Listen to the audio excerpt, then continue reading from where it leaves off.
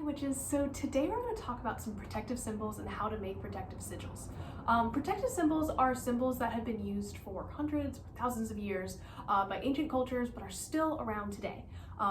As a Celtic witch, I use the symbol of the triquetra, the Celtic knot, a lot.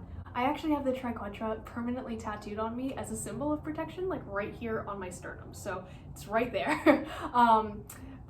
And because of that, it is permanent protection. It's literally embedded in my skin, and I charge all my tattoos, like protective tattoos that I have a couple, with that intent after I get them. Obviously not before I get them because I'm not a tattoo artist, but I go into each tattoo session that I'm getting a protective tattoo with that mindset of this is a protective tattoo.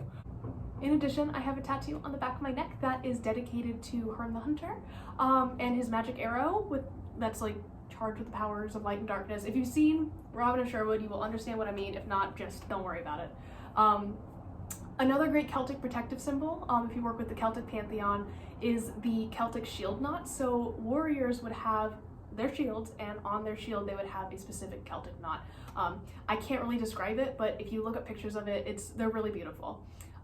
So this is kind of like like I said, an intricate knot that decorates the shields of these Celtic warriors. So similar to the triquetra is the Valknut, which is a Norse symbol. And before anyone like freaks out, I understand that white supremacists have co-opted like tons of symbols from Asatru and heathenry, but they are not a representation of the values of that religion. So there are no white supremacists in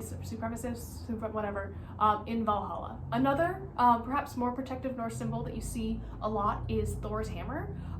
You often see adherents to these faiths wearing Thor's hammer as a pendant. And again, context is key here, so keep that in mind depending on who you're talking to, whether or not that is a symbol of something other than Norse heathenry. Further, you can actually make a protective bind rune if you do work with Norse or Scandinavian, gods. Bind runes are Scandinavian in origin, and they're a combination of of two or more runes from the Elder Futhark. So actually the Bluetooth symbol is a bind rune, which is really cool, and it's comprised of Hagal and Berkanen. I'm sure I'm not saying that right, but whatever, sorry. And I've linked a website down below for this, so if you have any questions about that, that's how you make bind runes. And it walks you through everything. Basically, there are tons of methods to do it, but you can write out your intention in runes and then make either a circular design, an up and down design. It's pretty cool. So if you work with the Egyptian pantheon, you can use the Eye of Horus as a protective symbol, and this is like the most common one used within the Egyptian pantheon. The Ankh is another one, so I'm sure we've all seen kind of that looped cross when we're talking about like Egyptology or anything like that. I plan on getting these both tattooed on me at some point or another. The Ankh is really, really cool, and I've wanted that one for a really long time, like even before I got into witchcraft. I just thought it was like really cool because I was like a goth. The Eye of Horus, or the Wedjat, is a wildly popular symbol that was used in Egyptian funerary rites to protect people in their journey to the afterlife and in the afterlife. It was also used to fend off evil and was often painted on ships or buildings.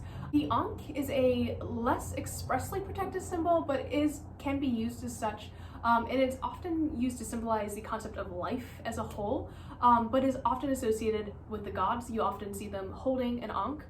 So if you're working within the Egyptian pantheon, you can invoke their power and protection by wearing that Ankh. Another beautiful protective symbol is the Hamza, and this symbol originated in the Middle East and is really kind of popular in some Abrahamic faiths, like Islam and Judaism. The Hamza looks kind of like a hand with an eye in the middle and is seen as a good luck charm and protector against the evil eye. I have one that was given to me when I was in Morocco, and you might have seen it in my Peace of Mind spell jar video that I made last month. So if you want to see what it looks like, you can kind of check that out. It's really special to me, and I really wanted to use it in that spell jar. It was just amazing. And I really believe that it has protected me in my travels so far, so yeah. And speaking of the evil eye, I'm sure you know those talismans that are made out of like blue and white glass with a black dot in the middle that kind of looks like an eye. That is actually called a nazar, and it is a protective symbol against the evil eye. So people kind of call that the evil eye. It's not. And then the evil eye is a superstitious, or maybe not so much, it's a curse or hex that is put on you by someone through looking at someone with a malevolent glare. And again, these like glass talismans are used to ward that off, but are often called the evil eye. So there's a little bit of misnomer there, but I thought I would try to explain it. If absolutely none of these call to you, or you're a non-religious witch, don't worry.